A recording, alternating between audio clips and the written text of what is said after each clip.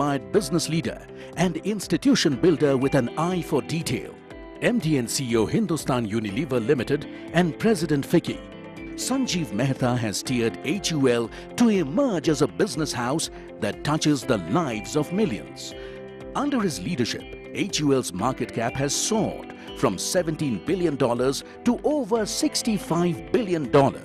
Thanks to Mehta's consumer-centric approach, brand HUL has launched innovations, built awareness through communication and evolved novel ways of reaching out to customers. An avid reader, Mr. Mehta's eclectic reading list includes everything from autobiographies to books on geopolitics. Perhaps his perpetual quest for knowledge has helped cement his reputation as a business leader who can gauge the pulse of the economy ahead of others. तो जोरदार तालियों से स्वागत करिए mister Sanjeev Mehta का. And now I request editor News 9 Plus Sandeep Unnithan, please come on the stage with our guest Mr. Sanjiv Mehta and start the session. Thank you.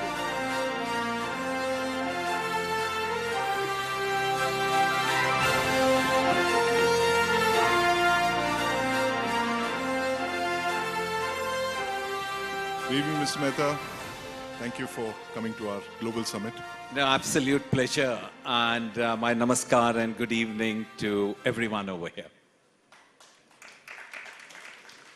So I stopped at a shop on the way to the hotel and I just picked up something that would interest you. 2 bars of soap.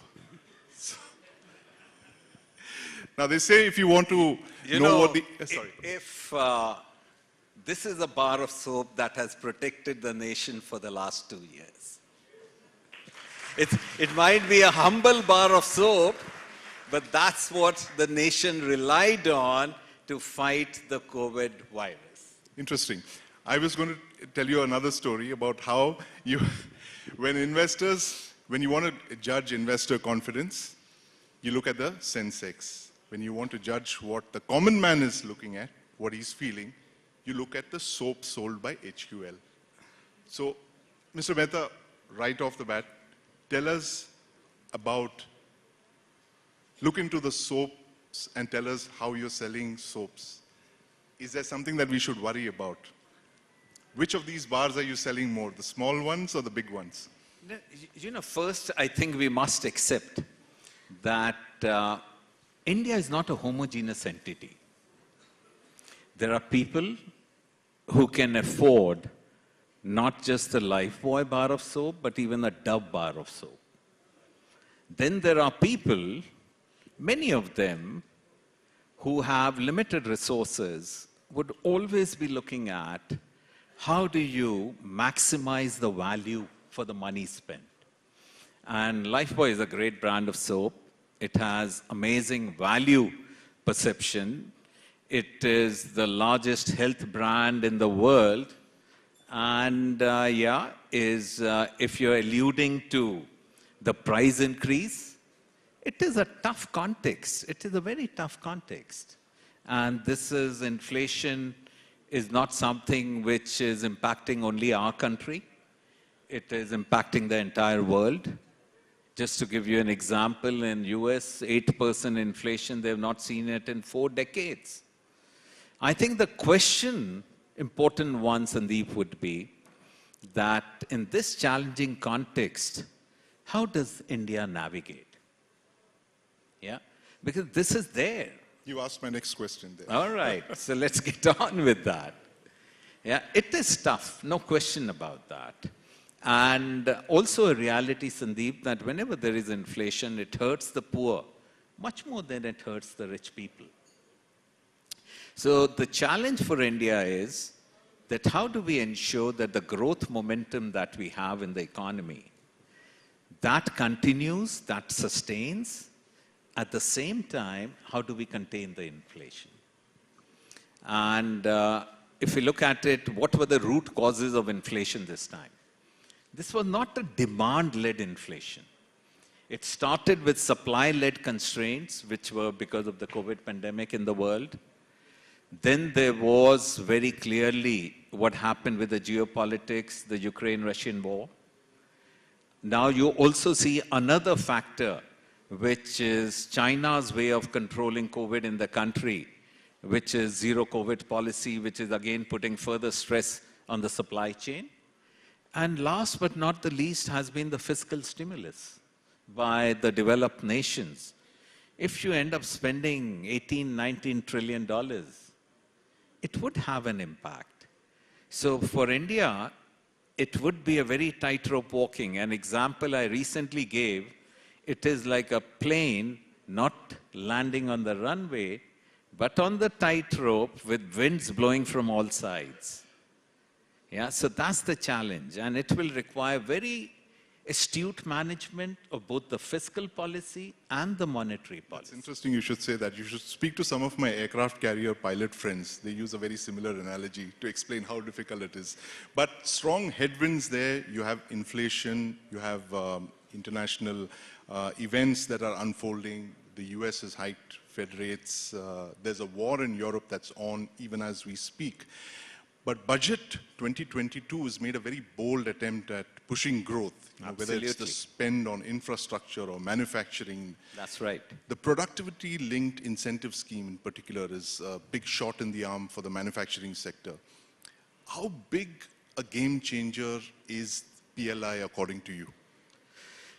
You know, if India has to compete on the global stage, India will have to compete on cost, on quality, on service, and innovations. And if India has to become a leader in any sector or categories, then you would either have an inherent advantage or you create a competitive advantage. I think what PLI does gives you the benefit of scale and enables you to create the competitive advantage that the country needs. So I don't think we should look at PLI as if you put the money today, you'll get the benefit tomorrow. But as industries develop scale, it is definitely going to give a serious competitive edge to the country. So it's a fabulous scheme, absolutely the right scheme. So the economy, basically our Indian economy fires broadly on 3 cylinders, agriculture, services, manufacturing. Now, which of these 3 sectors do you see as turbocharging the economy now, in the situation that we are in today? Let me pause and reflect a bit, and because I'm a big believer in the India story. Yeah, when we got our independence in 1947, we had no resources whatsoever. If you were to take the GDP of the country in 1947, at today's price, it was less than the market cap of the company I lead. That's the That's GDP how of the we whole were. country, smaller than HUL today. HUL's market cap today. Market cap. Yeah? So we had no resources whatsoever. And the first 4 decades, since India's independence, we grew at that classical Hindu rate of growth of 3–3.5%, with population growing at 1.5–2%. So the net GDP net growth, or the per capita growth, was really growing at less than 1%. If you look at the last, say, 3 decades, we have been growing at a CAGR of about 6.5%. And today we have reached a stage where we have a $3 trillion economy. But I firmly believe that India could not have been better placed to ramp up a growth rate than what we are today. When we look at the first 2 industrial revolutions, they bypassed us. We were a colony. We never got the benefit of it. When the 3rd industrial revolution came in, we were a very small economy, though we got some benefit very clearly. And as it progressed, the advent of the IT sector certainly progressed tremendously. But this is our moment under the sun.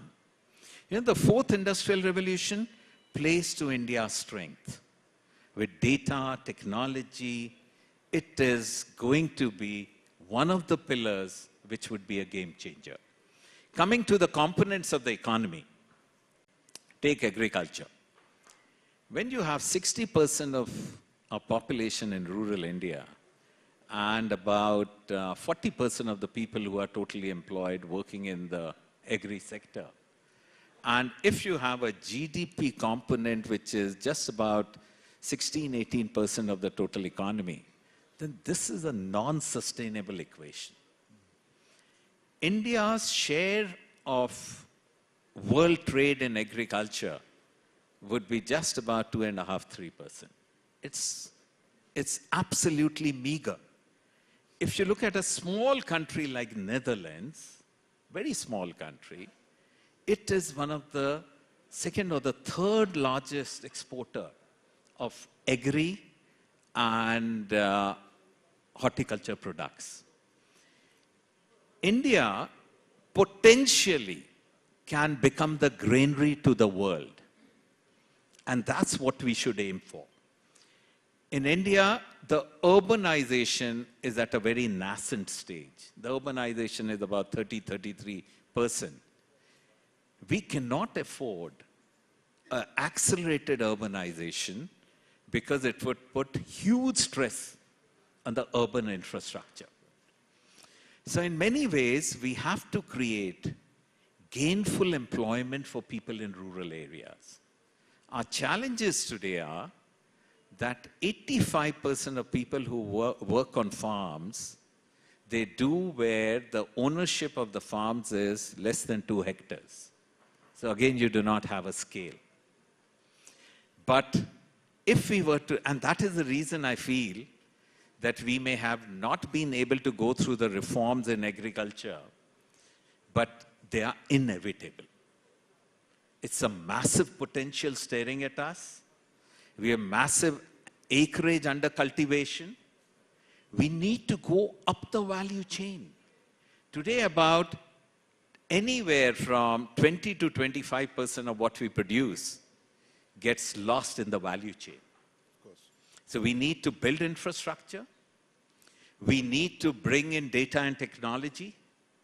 We need to be able to, on a real-time basis, monitor what is happening to the stocks across the value chain, look at the pricing across the world, focus the farmers on producing where the yield will be maximum, and create the infrastructure where we can change the game as far as the agriculture is concerned.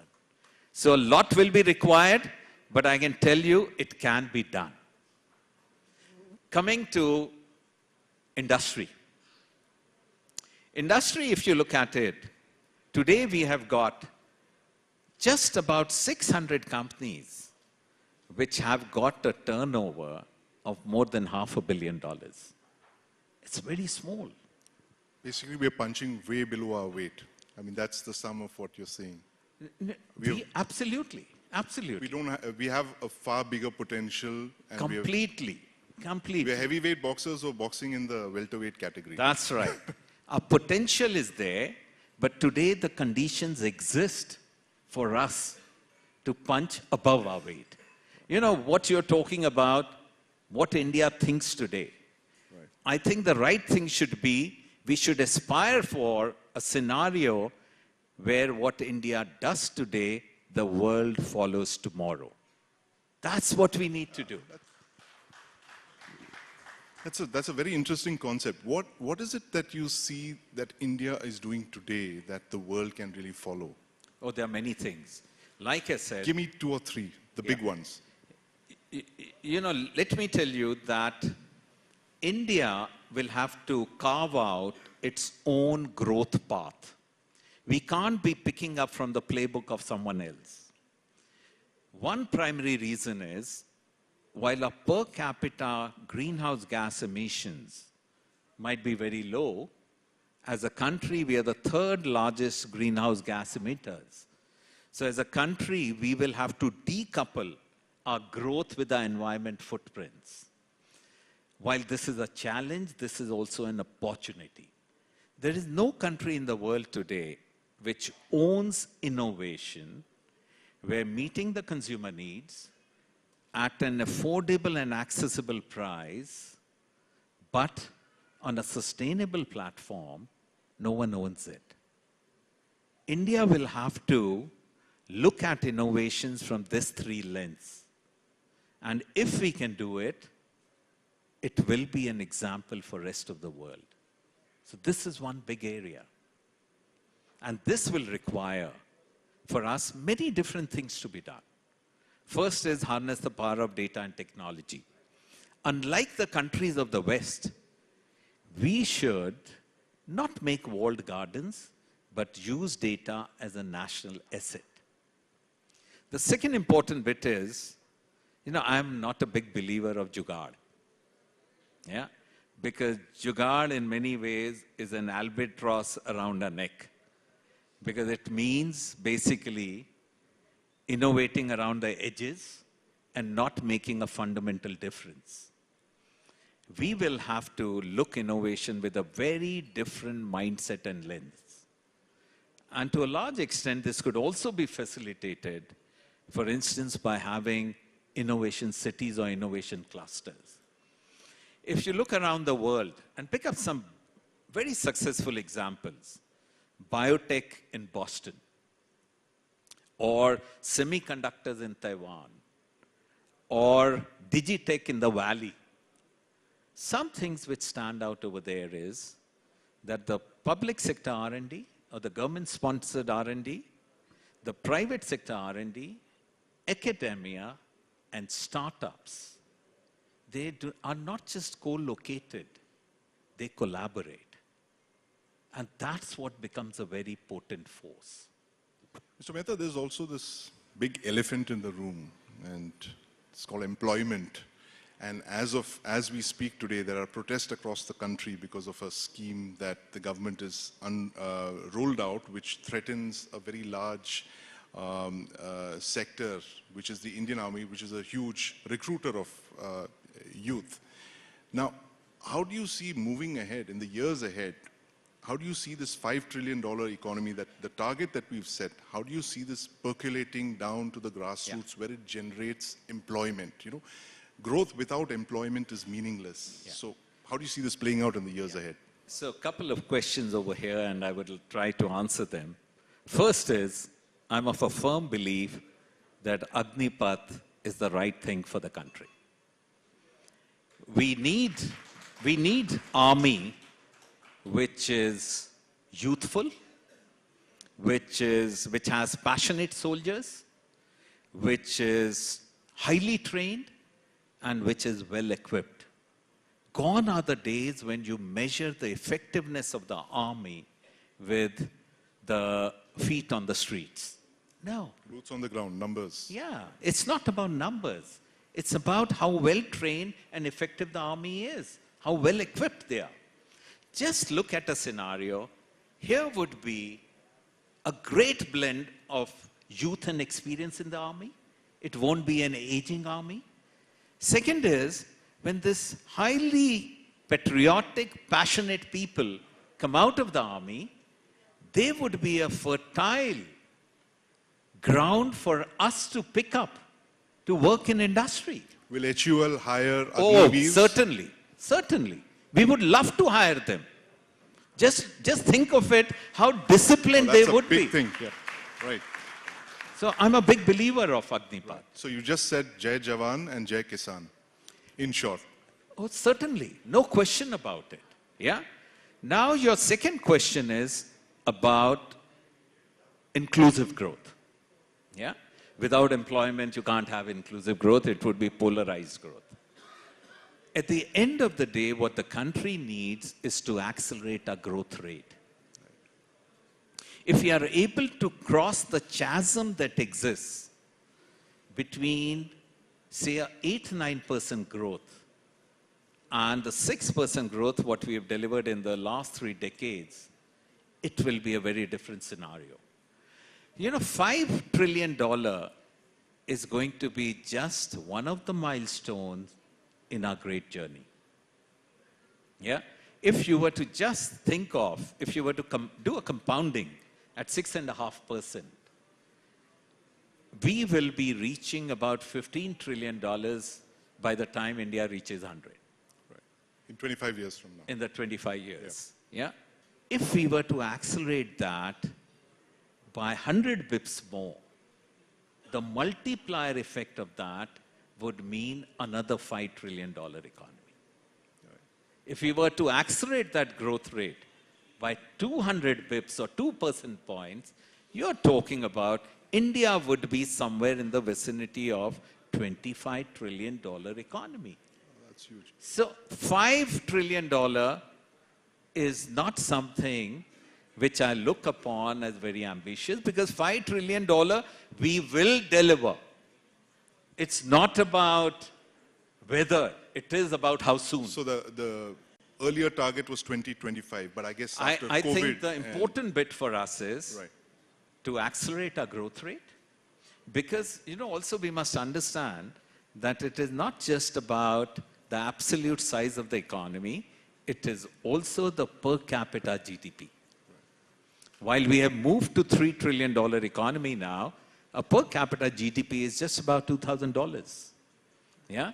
And if we can move from $3 trillion to $15 trillion or $25 trillion, which I will aspire for, then we are talking about a scenario where during our lifetime, India could become a middle income country. That's what we should be aspiring for. But, Mr. Mehta, give me the short term, look into your crystal ball and tell me what you see in the next 2 or 3 years. I mean, we are being buffeted by, a lot of factors beyond our control. You have the US Certainly. revising their Certainly. rates, there's inflation, there's a war in Europe.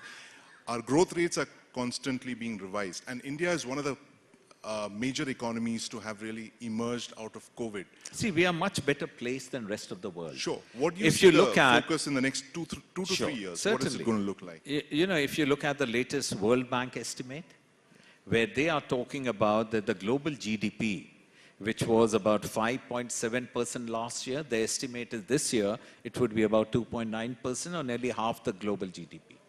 Whereas the World Bank is still saying India would be growing above 7%. Now that in many ways also is an innate confidence that the world has in India's growth story. So I think the first most important will be for us to navigate the turbulence of this massive inflation that has come our way. And inflation, we will have to ensure, like I said, the two imperatives for us is, without stalling the growth, we have to ensure that we contain the inflation. And one is, interest rate hike is inevitable. Otherwise, there would be a flood of money outside.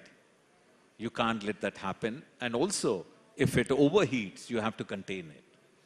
The second important bit, very important, is don't let the growth stall. If you look at Madam Sitaraman's budget, one of the key growth levers that were there was 7.5 lakh crores of investment in infrastructure. Yeah? We should front load it, because that will spur investment in an era where the two things which, when you look at it from a private sector lens, haunt us. One is that the private capex is not moving at the pace at which we would like to have. The second is the private consumption has been rather tepid. And in the intervening period, the government spend will have to play a very big part. So 7.5 lakh crore, front load it, get the productivity out of it, and that will spur the kind of growth we need. You're seeing a lot of government intervention and very radical policies in the last couple of years, like GST, direct benefit transfers, the digital economy, easier bankruptcy laws. Do you get the sense that we as a country, we're coming to grips with the economy and we're doing all the right things? Absolutely. You look at GST. GST has been a game changer, even for a company like ours. Before GST, we used to have about 45 fulfillment centers across the country. Now we have halved the number of fulfillment centers. because we don't need them. Second is, if you look at the quantum or the time taken to transport the goods, they have come down by 1/3. So it has brought in efficiency, it has brought in speed and agility in the business, which is so important for us to succeed. So GST has been a game changer. The Insolvency and Bankruptcy Act, that has been absolutely the right thing. Yeah, is all the focus on ease of doing business. They have been in the right direction. You know, just a couple of years back, we used to talk about the twin balance sheet problem. Yeah, over-leveraged balance sheets in the private sector and NPAs in the public sector banks. The twin balance sheet has gone away from our lexicon now. Because over the time, the last few years, banks have been recapitalized and the leverage has come down. And today we are in a scenario where banks can lend and private sector can borrow. But I think going forward, it's not that the era of reforms is over. We still need to focus on many factors of production. Look at the cost of capital in India. It's still about 300 to 400 bips higher than what it prevails in our peer group countries. Look at the cost of logistics. Absolutely. So Mr. there Mehta, is I'd work love to be go done. on. I'm afraid we're out of time here. You've given us a lot to unpack, and HUL and you personally have been one of the biggest proponents of the India growth story. Oh, completely. Let me just end Oh, yes. yeah, Please. by just telling everyone over here and your audience. I firmly believe in the India story, and I believe, despite the headwinds, which might be a bit of a pause, the India story does not change, and it will be India's decade and beyond. And I would urge everyone to keep faith in the India story, not just Indians in India, but also Indians outside India. And I'll just give you a very small example. Our twin daughters, who have just graduated from Harvard and MIT, are coming back to India because they believe like their dad in the India story. Thank you, Mr. Mehta. Thank you. Thank you, ladies and gentlemen. Thank you, Mr. Sandeep. It was great having you and great to hear you. Thank you. Thank you so much. Thank you, Sandeep.